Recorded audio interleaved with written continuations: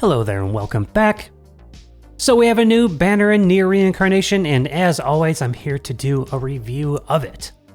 But first, some opening thoughts. Now, when this game came out, the developers really handled power creep in such an impressive way, better than any gacha I've ever played. We had a launch unit, granted she was a launch unit, but A2, she was good for an entire year or more, and that's really impressive. Every other gacha I've played, she would have been power crept within 3 months, would have been just out of your roster, etc., and then the power creep would have continued as we know it. Now, last August, on the half anniversary, this game really stepped up, what we could see in a costume. Then they immediately followed it with a Persona collab, and then a few months later, we had Sino collab, where, we try to go off of precedent, and, in the first year or more, it was always the case that it's good to save for anniversary, it's good to save for Christmas, New Year's, and summer.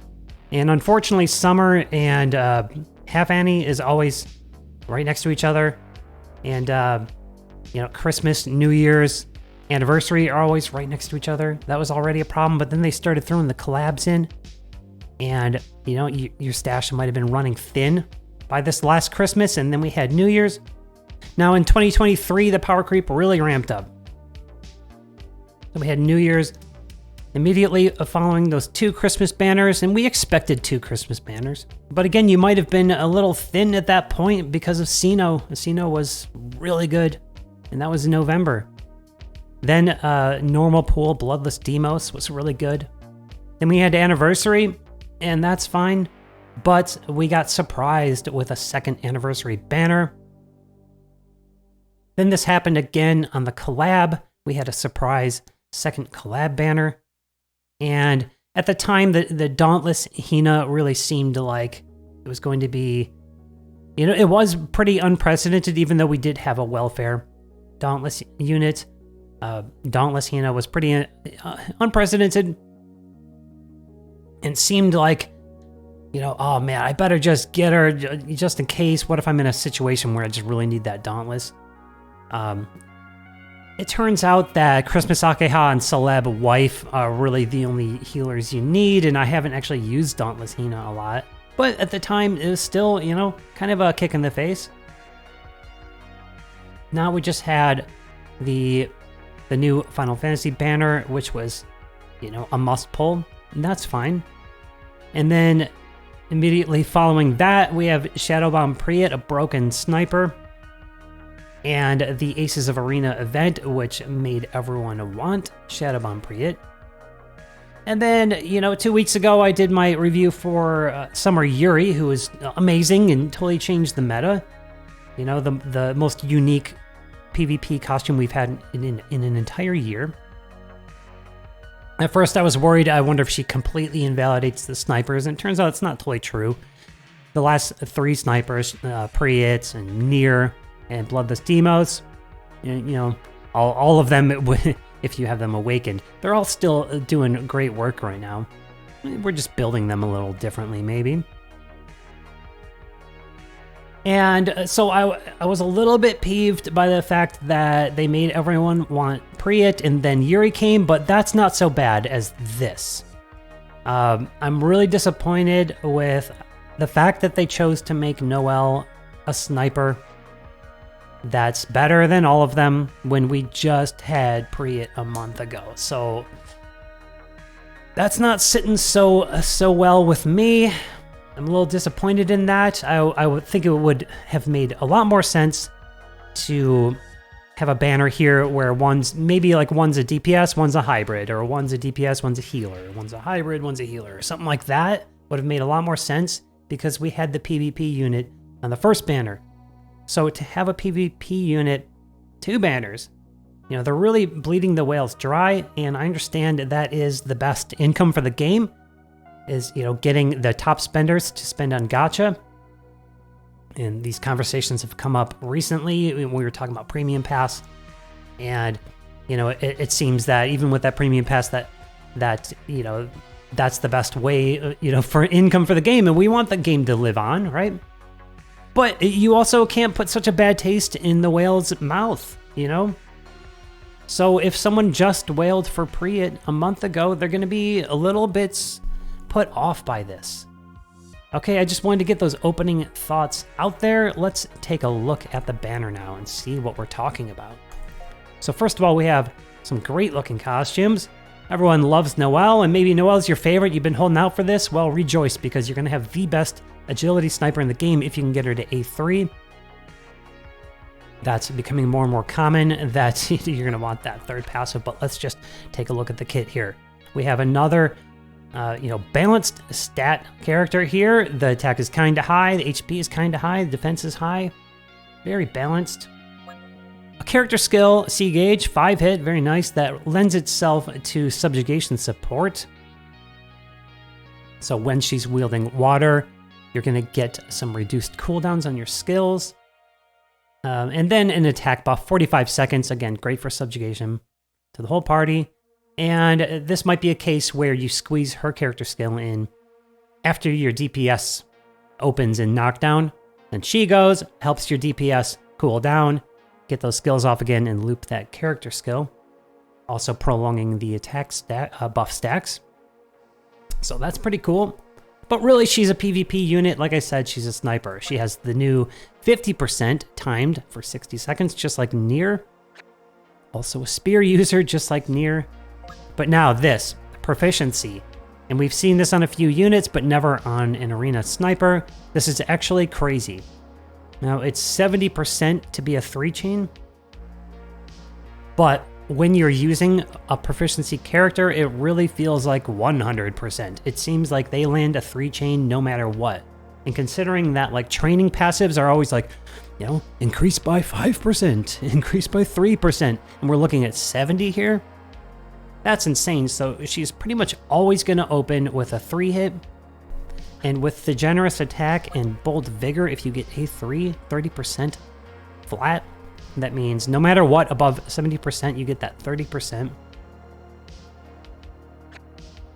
That's strong as hell. She's going to be the scariest sniper out there. And then we have a flat boon debris, 20%. And I don't know if we've ever had a flat one that high. So that's something you usually see as a timed debris. So that's pretty crazy.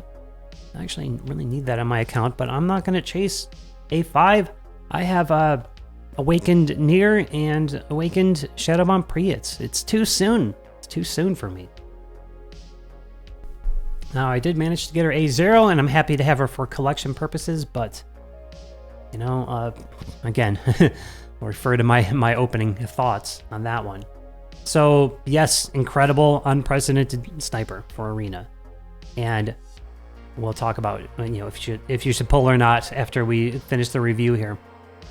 Okay, so the weapon, we have a new Water Spear Arena main hand with 14, 15 with the new multipliers, 50 and 45, a 5-hit and a 4-hit, and then what you'd expect here, the boon, and then the 20% timed. So I still recommend using the Subjugation Spear because of the element buff on skill 1. But this thing has great stats. The attack stats looking pretty good for a spear. And so this is going to be really good as her sub-weapon to bring you up to 100%. If you want to use it as a main, it could be used that way. But again, I think the Subjugation Spear is going to be better if you're running her as a water sniper.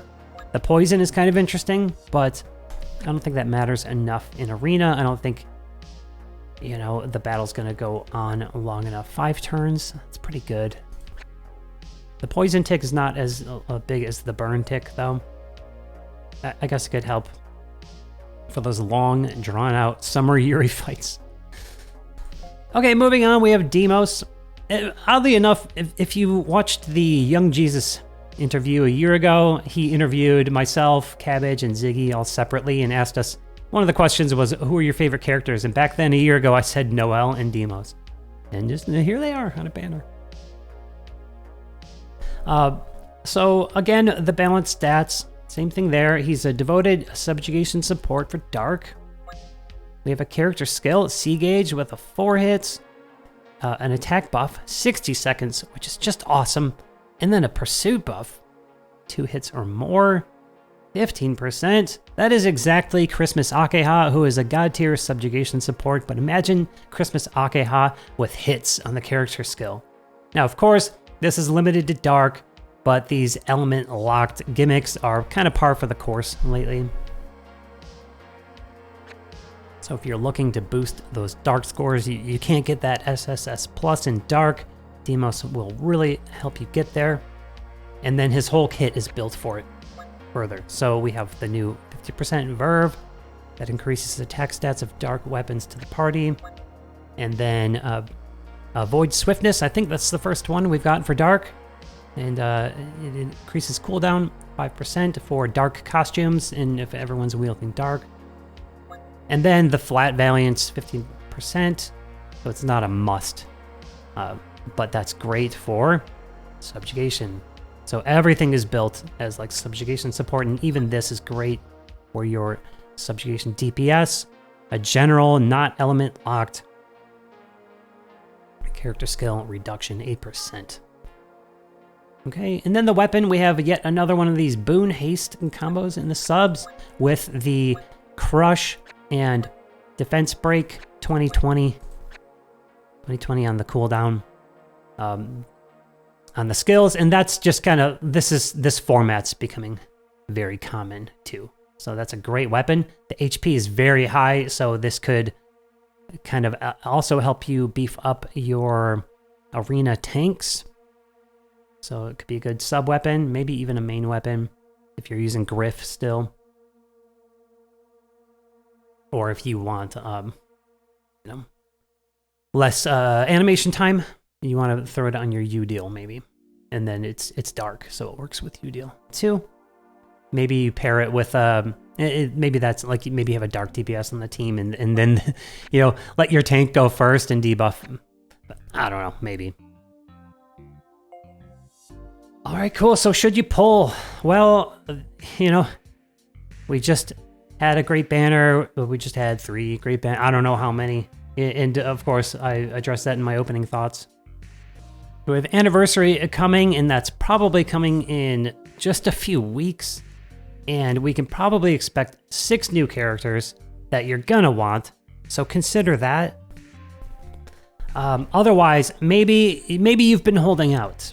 Maybe you've been saving for Noelle, and now awesome, you get this great sniper. Or maybe you just don't have, Shadow on Priet or Nier or Bloodless Demos Awakened. Then she could be great to go for. Maybe you're at that point where you want to obtain your first good sniper, and you can go all the way to pity. Maybe do this paid banner with great rates if you're willing to spend to get that A3.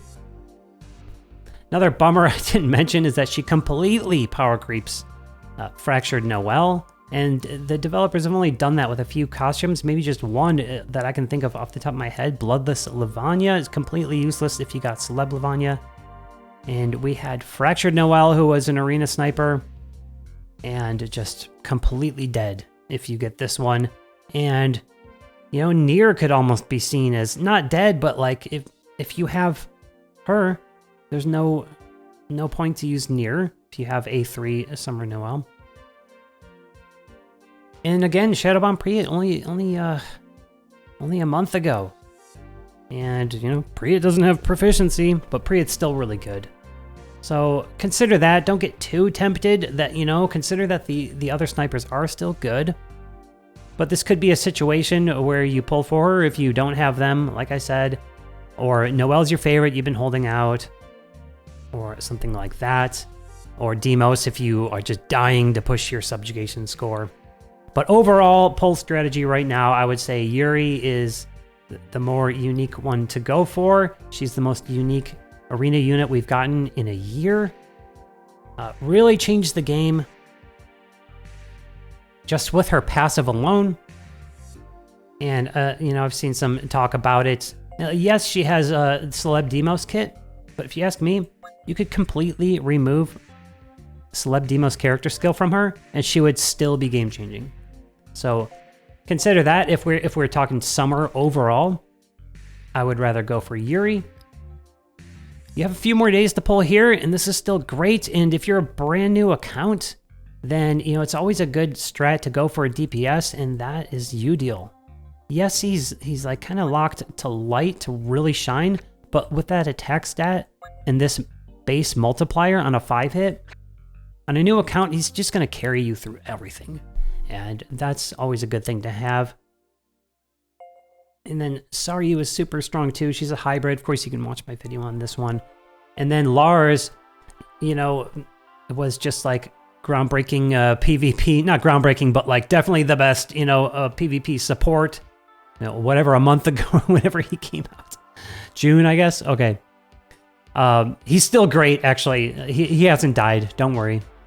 Agi is a little less prioritized in Arena these days, but he's still super strong, and he's doing great work for me still in Arena. And I've even seen him used as a subjugation DPS. So, and he looks awesome, right? So this is good. If you're a brand new account, this is up for a few more days. And don't worry about the old one or these other banners down here.